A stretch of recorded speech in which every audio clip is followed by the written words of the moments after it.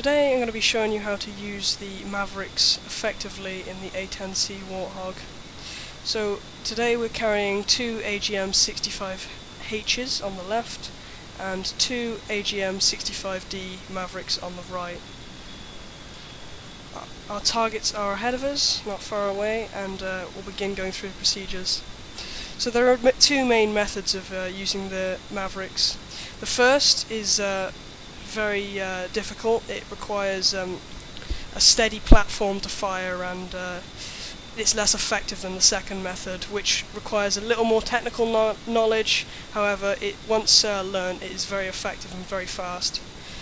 So we'll go to we'll look at our DSMS here, and we can see that we have AGM65Hs on the left and AGM65Ds on the right. So we're going to select the AGM65Ds since they're longer range and they're thermal. Now, what we're going to do, normally when we're starting off, we put one screen on this side and the other screen on the other side. So we'll have the Maverick Display here, and we can see we have the Maverick Display, and it does not have sensor along the side here, so we know the Mavericks are ready to launch. So check our master arm is off. So we're just going to, there's the target ahead of us, so we're just going to use the slew keys. These are comma, full stop, forward slash, and semicolon. We're going to set our left screen as SOI, sensor of interest, by clicking H, or holding H, sorry, for a couple of seconds, and you see it now the not SOI message removes from the screen, and there's now a square around it. So now we're going to move the square on the HUD to our target. So you can see that's moved, and it's moved the display here. So now we can see the controls for the targeting pod are as follows. You use the slew keys to look around, which I previously stated. You click V to change your field of view, and home and end will zoom in and out. So we can see our targets are 19.8 nautical miles away in closing. So we have 5 ZU-23 cannons here. So we'll choose the end cannon. If you notice, here it says area. This notifies that we're in the area mode. So, but when we begin our Maverick run, we have to first, we're going to be using something called SPI. SPI is the sensor point of interest. So it's a point of interest, a geographical location on the ground that shows us where the sensors are pointing at.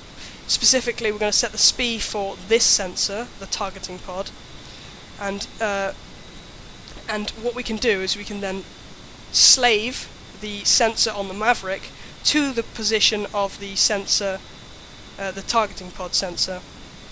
So what we're going to do here is we're going to do Left-Ctrl up to set it into point mode, and then as we get closer, it will begin seeking for a target. Okay, so we can see now that the target is locked in point mode, so once we get closer it will begin to track the target. So if the target moves, the sensor will follow it. So now what we need to check, now what we need to do is we need to do the next thing, which is TMS hat up, I believe. We can do this. This will set the SPI to the position that we are looking at. It is Left-Ctrl and up again, however we hold it this time for about a second.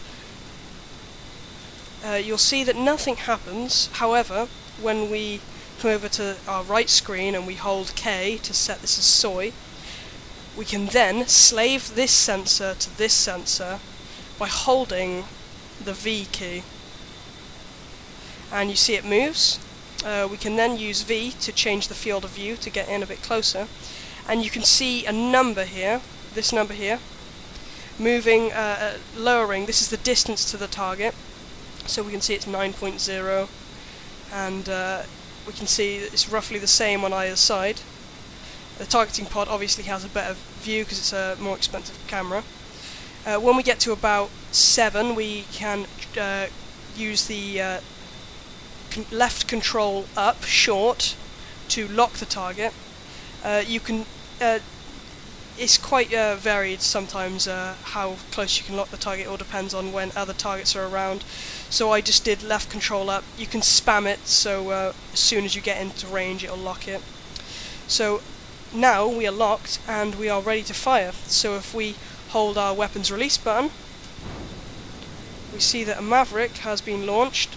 We can see the countdown timer, 30 seconds, in the on the display, and after a long distance travel of the Maverick we get a splash and the target is destroyed. Now normally it would be procedure to break off to the left or the right when you fire a Maverick so that you're not spotted, but we're doing this for demonstration purposes. So thank you for listening and for watching.